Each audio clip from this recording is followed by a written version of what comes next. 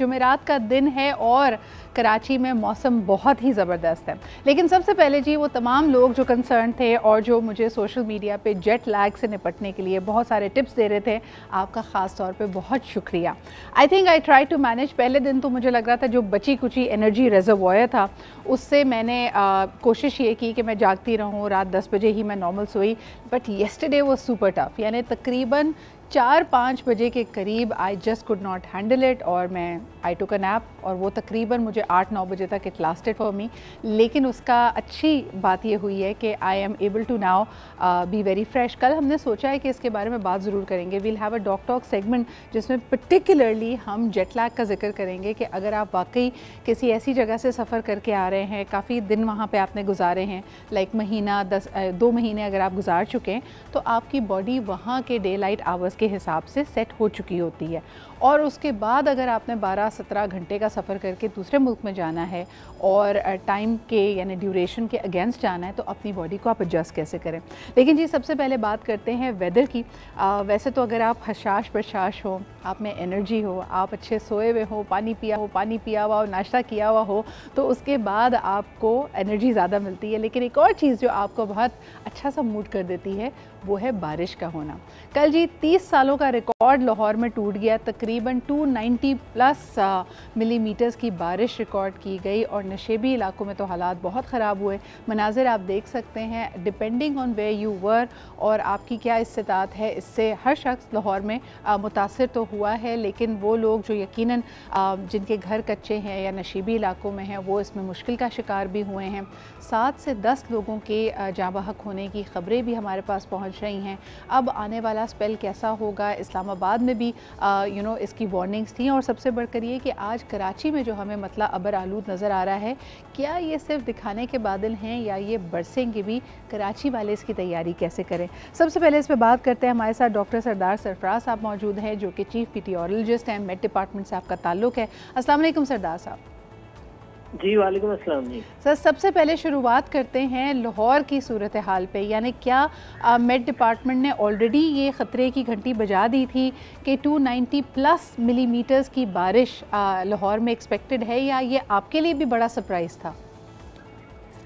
देखिए उसमें क्वांटिटी का तो खैर शायद जिक्र नहीं था, लेकिन ये था ज़रूर कि जो वार्निंग दी थी या एडवाइजरी इशू की थी, इससे पहले एक स्पेल 25-26 को भी हुआ था, 25 को हुआ था मेरे ख्याल में, और उसके बाद ये स्पेल भी जो मानसून का बाकायदा स्पेल है, तो इसमें भी ये कहा गया था कि मतलब heavy to very heavy fall rainfall होगी, और उसमें अर्बन फ्लडिंग का मतलब स्पेसिफिकली मेंशन किया गया था कि लाहौर और गुजरात, गुजरांवाला, इस्लामाबाद और मुख्तलिफ शहरों का जिक्र करके कहा गया था कि उनमें अर्बन फ्लडिंग की सूरत हाल पैदा हो सकती है। सही। तो ये मानसून की बारिश में होता है कि इसमें वेरिएबिलिटी बड़ी ज्यादा होती है कि कुछ एरियाज में तो कम, लेकिन कुछ एरियाज में इतना जम के बरसता है कि फिर वो आपकी एक्सपेक्टेशन से थोड़ी ज्यादा हो जाती है। यानी एक दिन में 300 मिलीमीटर के करीब हो जाना ये वाकई अनएक्सपेक्टेड था। अच्छा, लेकिन ये जब हम अनएक्सपेक्टेड की बात करते हैं, is it because of climate impact?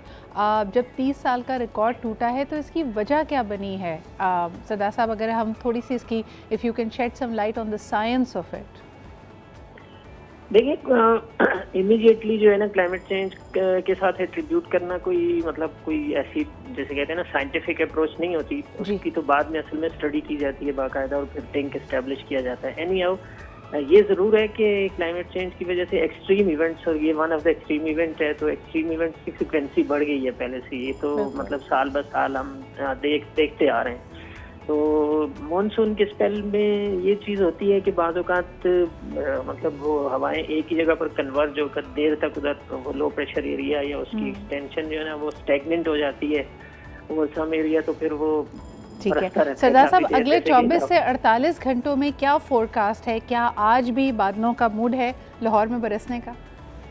बिल्कुल है जी, इसलिए कि दोनों अतराफ से ना अरेबियन सी से भी बहुत अच्छी मॉइस्ट करंट्स मुसलसल पेनिट्रेट हो रही हैं। वही eastern parts of the country जितना है ना, जितना ईस्टर्न पार्ट्स हैं, और ये सेंट्रल पंजाब और इससे नीचे का जितना एरिया है, ज्यादा कन्वर्जेंस हवाओं की वही है दोनों अतराफ से, और अरेबियन सी से भी और बंगाल से भी।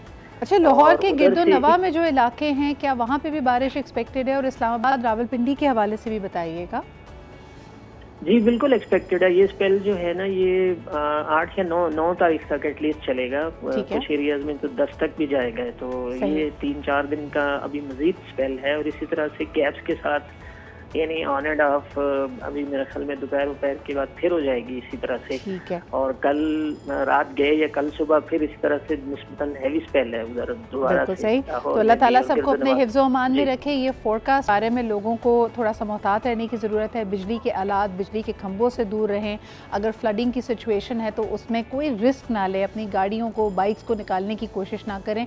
और यकीनन अब तो चलें वो मरहला गुजर चुका है, लेकिन अगर ये स्पेल पहले आया होता और हम ईद कुर्बान के करीब होते तो यकीनन जो कुर्बानी के जानवर हैं उनका भी ख्याल रखना पड़ता। इस वक्त हमारे साथ हुमा ने ज्वाइन कर लिया है। आज हम इनको देख भी सकते हैं, विजुअल्स भी हमारे साथ हैं। अस्सलाम वालेकुम हुमा, क्या हाल चाल और इस वक्त आप कहाँ मौजूद हैं लाहौर में? सिद्रा बिल्कुल ठीक ठाक, लेकिन इस वक्त मैं इचरा के एरिया के करीब मौजूद हूँ। और अगर मैं आपको मौसम के हाल के बारे में बताऊँ तो गुज़िश्ता रोज़ जो बारिश हुई है, बल्कि मैं तूफ़ानी बारिश कहूँगी कि इस तूफ़ानी बारिश के बाद से लाहौर का जो मौसम है काफ़ी ज़्यादा बदल गया है।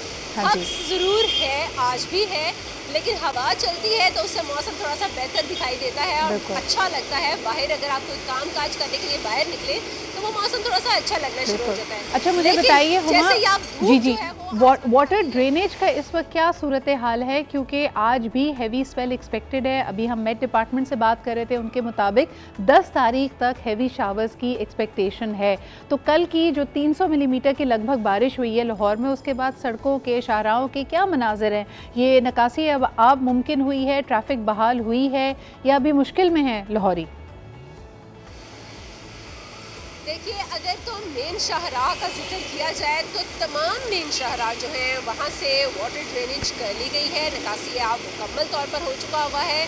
वहाँ पर ट्रैफिक का जो रवानी है वो भी बिल्कुल बेहतर तरीके से जा रही है। लेकिन गली मोहल्ले हैं वहाँ पर गुज़िश्ता रोज़ जो बारिश हुई है काफ़ी ज़्यादा तूफ़ानी बारिश थी, उसकी वजह से वो गली मोहल्लों में अभी भी पानी खड़ा है और उसकी वजह से सड़कें भी और गलियाँ जो हैं वो भी ऐसी बुरी तरीके से टूटी हुई हैं कि वहाँ पर से अगर अब दोबारा थोड़ी सी भी बारिश हुई तो वहाँ पर यकीनन बहुत देर तक पानी खड़ा रहेगा। क्योंकि वहाँ पर वासा हुकाम जो है, क्योंकि वासा हुकाम का अमला भी इतना ज़्यादा नहीं है कि वो फौरी तौर पर तमाम एरियाज में पहुँच सके। जो मेन शाहराह हैं उनको तो कवर कर लिया जाता है, लेकिन जो गली मोहल्ले हैं वो रह जाते हैं। सुबह के वक्त हम लोगों ने देखा है बहुत से लोग जो है वासा हुकाम जो है वो वहाँ पर पहुँचे हैं और कुछ जगहों पर से पानी जो है वो निकाला गया है। बहुत बहुत शुक्रिया हुमा। और मेरे ख्याल में आज दिन भर ये जो काम है यकीनन मेंटेनेंस का, नकासी है आपका, ये जारी रहेगा।